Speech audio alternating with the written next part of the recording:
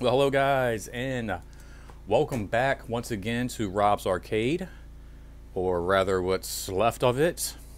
As you can see, my wife and I are still in the middle of packing and getting everything together as we make our way closer and closer to Florida. Now it's still Wednesday, so it is time for the midweek breakdown. It must go on amidst all the chaos, and hopefully you guys can hear me, because I say chaos, I mean not only are we packing, but we got guys outside right now. My wife got some guys together to do some power washing, redo the deck. They're out there right now with that thing running, getting everything all nice and clean. Hopefully I can sneak out of here without getting attacked. Hold your fire, I'm coming out, and get to the comic book shop okay. Now today is it's Wednesday. I guess the big news is Loki's new series dropped this morning. Great show overall. I'm not going to give away too many spoilers, but I will talk about it for a few minutes. I felt like it was a great series opener, like a great pilot, a great beginning. Feels very mysterious, and yet also reminds me a lot of some of the like sci-fi agency movies and like television shows I kind of grew up with in the 90s. Things like Quantum Leap, Sliders, and even I guess the movie Time Cop would be like the best example of these like different departments and agencies kind of like protecting or sliding in between time and dimension. So really digging that aspect of the series. Love how we're getting like old Loki, like Loki from the first couple of movies and like the Avenger films and the first two Thors, kind of evil and twisty. You want him to be good, but it's just not really in him quite yet. And I love that we kind of get that Loki without undoing all of the work that and the progress that he made through Ragnarok and through, you know, Endgame, because, you know, I think his character arc is one of the best ones throughout the MCU, and that almost got me. And it would be really sad if they like reverted back to the old Loki and kind of undid all that work. So the fact that they're able to kind of get that old, mischievous, kind of cunning Loki into the series without, like I said, undoing all that great work, very cool. I don't want to give away any spoilers. Like I said, it's still very early on.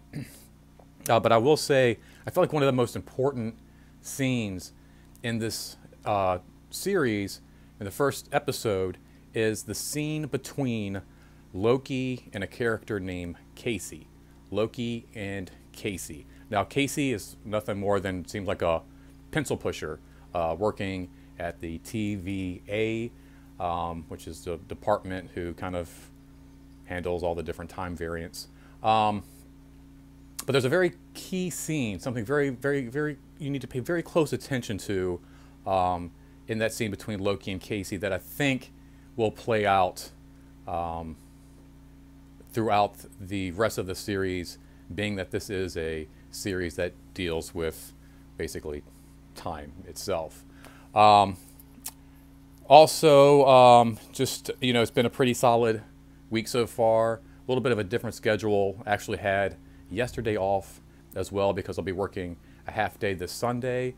But that was really nice, kind of getting like 2 days off in the middle of the week. I just had the weekend off. And so this has been like a really kind of loose schedule, even though, like I said, my wife and I have been busy getting storage units and moving boxes back and forth. It's been pretty crazy, but it has been nice. Nice little break from work, and it's going to come soon where I'm gonna have to like put that last day in, and that's going to be quite a sad moment.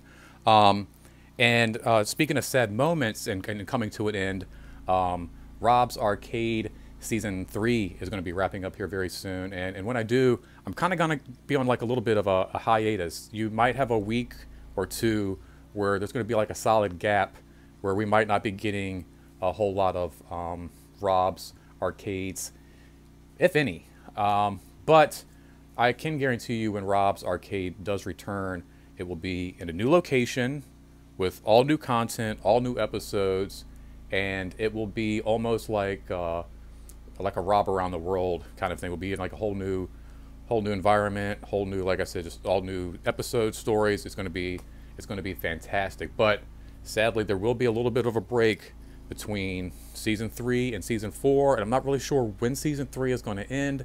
So guys, just kind of bear with me here as we, like I said, we kind of wrap up this chapter of our lives and we start anew. Now let's move on to some happier stuff here. Speaking of some of my co-workers and Vinny's crew, my boy Andrew got me this really dope shirt here, this X-Men shirt. Ironically, I've already got this shirt, but it's shrunk. So I'm going to be hooking my main man David up with the shirt, who you saw in last week's episode. And that way me and him will both have like matching shirts. It'll be freaking awesome. So great job Andrew there. Andrew also decided to hook my wife up with this really cool Patronus pop figure here. A little bit of a glare there. Sorry guys, but it's a pretty cool pop. I love these little pops that are like different colors. I've got a gold Doctor Strange pop, which is always really cool just to get this like really neat little kind of like variants or just like the cool colored pop figures. And then he picked this up at Barnes & Noble for cheap. The twin pack for the Marvel versus Capcom. We got Gamora in there, which is more of her traditional comic book design, which I kind of like. And then Strider, which, if you guys don't know who Strider is, oh my gosh, one of the coolest, funnest games growing up back in the day. But it was just a really cool collection. They also have Rocket and Mega Man, which looks really fun, and some others there I'll show you there on the back. You can kind of see for yourself the different variants. But yeah, you can see there, that's more the Gamora that you would find in the 1990s comics that I grew up with. And the game was a really fun arcade game where you just kind of like shot up and down and shot all around. My idea is that Andrew figures if he just keeps buying us stuff that you know, we have to pack up, that we'll never be able to leave. Like we'll have like just one more pop figure to pack. I honestly believe like up until the day we leave, we'll just be like throwing pops and t-shirts loosely into the back seat of our cars as we pull away. Like, no, you can't. Please stay. I got you more stuff. There's a whole bag. Don't go. But speaking of going, I think it's time to run out and go grab some comic books here on Rob's midweek breakdown. My wife's going to be hanging out here, so I'm going to be going solo this week. Nothing crazy, nothing fun. I'm just going to go grab some comic books, maybe grab some lunch on the way back, and show you what I got when I get here. Later, guys. See you in a bit. I think it's the first time I've had Gatorade in like years. I can't remember the last time I had a Gatorade. I used to say drink Gatorade when you get hungover, but I never did that. Just drink water.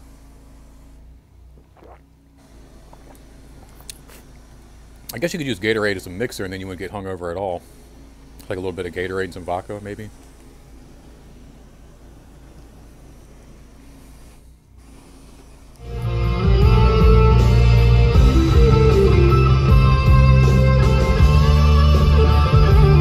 Okay, guys, welcome back to Rob's Arcade. Hopefully that wasn't too long of a break. I had a great quick trip to Richmond Comics. They've actually started charging, though, for their boards and their bags. That was a little shocking. But that made a lot of sense because last week, my trip to the comic shop was, like, a bit more expensive than it typically is. And I'm like, what happened? Did the tax on comics go up? Or did I just buy more books? And then this week, I'm like, no, I don't think so. But the guys are like, yeah, we're charging now for the boards. in the bag. So, which makes sense. A lot of other shops have never done that before. Richmond Comics has been really great, just always passing out boards and bags. Before we jump into what I picked up this week, let's look at how many comics I read this past week in my new little nifty notebook here. For last week, I only read 8, and I squeezed out that extra 1 because I did not want to be caught up in that 7 that I was locked into that first week I even started doing this. But it's been a rough week, a lot of packing, a lot of getting things together, so I haven't had a lot of time. Going to make it up. I'm going to try to squeeze in like 20 comic books next week. Let's see what happens. Let's see if I can do it. A little challenge there for myself. Now, some of the comics I read this past week, well, a lot of them were really amazing, but one that really stuck out for me was the Crush Lobo series going on here, dealing with Lobo's daughter, who has appeared apparently in other comics. This is my first time having any exposure with her. Really fun comic, celebrating, here we got the cool Pride cover, rainbows all over here in the shoe, got the little heart up here. Very, very, very cool title, but it was a very fun title too. Not only are they like, they're not just celebrating Pride, but this was a fun title. The way this thing is written, it's very uncertain of itself. The way it comes across, I guess, what is it, Tamiki here, the way this book comes across, it's almost as if it's written by somebody who is just not quite sure of what's going on themselves. And I find that very relevant because I feel like most comic book readers discover comic books in their adolescence, in their early teenage years, and during a time where they're not really sure of who they are and what's going on. And I think that's why, especially like early on in the very beginning of the comic book stages with like Peter Parker and the X-Men, you were able to deal with things about feeling outside of the norm, being young and being like, you know, handed adult-sized problems. And Marvel Comics was a great way for kids and like other, you know, just people in general to kind of like push through and find themselves and know that they're not alone, that there's like a whole group of people out there like them. And so that the fact that we're still, we're getting comic books where, you know, we're celebrating diversity and what it's like to be an individual, I think is very cool. And this was one of my favorite books this month. And like I said, I think part of it was just the way, not only the artwork, but just the way it was written. Like I said, kind of uncertain, kind of not really knowing like, well, where's the story going? Is this part of the story? Am I just making this part up for Flash? And it was a really, really fun read. So if you haven't picked this title up already, I suggest running out and grabbing Crush and Lobo, one of my favorite reads from last month. But let's go ahead and jump into what I picked up, or last week. Let's go ahead and jump into what I picked up this week here. We have, again, continuing with the DC theme and the Pride month. We actually have the DC Pride book here, which, you know, just celebrates all the gay, lesbian, transgender heroes of the DC universe. And I find it kind of interesting because growing up, I never really thought about like the gender and the you know, the sexual orientation of my fictional characters. In fact, up until the 90s, I don't even think I really thought about these characters having sex. But then certain characters started getting a hold, or excuse me, artists started getting hold of like certain characters, and they became a lot more adult. And then all of a sudden it's like, okay, well, we are addressing the fact that, okay, like, you know, Deadpool gets laid on a reg, and, you know, Jean Grey and Cyclops do get it on. Batman and Catwoman do have an affair. And then it becomes, well, if these characters are having relationships, shouldn't there be room for every kind of relationship to happen in comics? So for me, growing up, this was something that was like never really addressed. It's kind of something new that's kind of popped into comic books, but I mean, again, if you're going to start to deal with like relationships, whether it's in or out of costume, or whether it's, you know, television, CW television series, or movies or whatever, I think you have to leave room for everybody, you know, right? I mean, at some point, everybody's, you know, going to get their equal rights. Speaking of equal rights, even villains get their own books. Got the new Joker book here. We're going to run through some of the DC titles I picked up. New future state for Gotham here. Seeing what the Red Hood's been up to lately in the future state of Gotham. Got, let's see, this is a very cool cover. Detective Comics 1037. I like the black and white bleeding into the colors there, but these very warm, yellowy tinted colors there. Very cool cover. I like that a lot. Speaking of detectives, we got Batman the Detective. So there's the Batman Detective comic books, and then there's Batman the Detective. Go fig. Really cool. This series takes place like in London, kind of like a Sherlock Holmesy kind of a thing. This is one of my favorites here, The Challenge of the Super Sons. This has been a really fun title as well. Always loved Damien and John there. Fighting crime. Peter J. Thomasy. Actually met him once. Really cool guy. Still in the Bat fam. Here we go. We got Red Wing, Red Wing. Red Hood, Batwing, Grifter, and Tim Drake making their appearance in Batman Urban Legends number 4. Some Teen Titans Academy number 2. And number Trace. Oh, I picked this up for my wife right here. Hopefully she will be excited about the Storyteller Tricksters. Tale 3 of 4. She'll get the whole series. Don't worry, babe. We'll get the whole thing for you. It'll be awesome. Speaking of whole series, the next piece moving on to Marvel in the What If Peter Parker became Venom. Very cool. Love the designs. Love the story. Very creepy. Kind of reminds me of some of like the horror comics I first got into when reading comic books there. Children of the Atom. Another fun one. Just love this cover. Bounty Hunter. Very fun. Got part 2, Amazing Spider-Man, The Chameleon. Geiger, part 3, another cool run.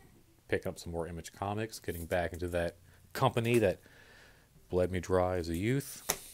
And then this has been a fun title as well. We have the Star Wars Adventures, Tales of Villainy. Very cool. I love the artwork. Just very cool, very fun stories. Got issue 3 and then issue 4 here as well. So, guys, there we go. There's my comic book run for this month. Or this month. I keep saying this month. Like, it feels like a month. It feels like it's been a long time. It feels like it's been forever. It feels like it's been too long.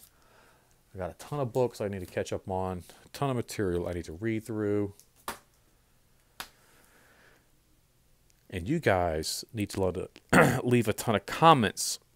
I want to know if you've read any of these titles. I want to know what you think. I want to know who your favorite superhero is. And I want you to comment down below. And my wife's banging on the door. You can't really see that, but she's being a monkey right now. Anyway. My wife's telling me I got to wrap this up. So anyway, guys, there's the books. That's what's been going on. It's getting ready to rain, thunderstorm. We might lose power. Who knows? Please comment down below. What books have you read? What comics do you want to read now? What looks like your favorite title out of all of these? If you haven't subscribed, please subscribe, share, like. And until next time, guys, please don't spend your quarter anywhere else. And remember, this isn't goodbye. It's just to be continued.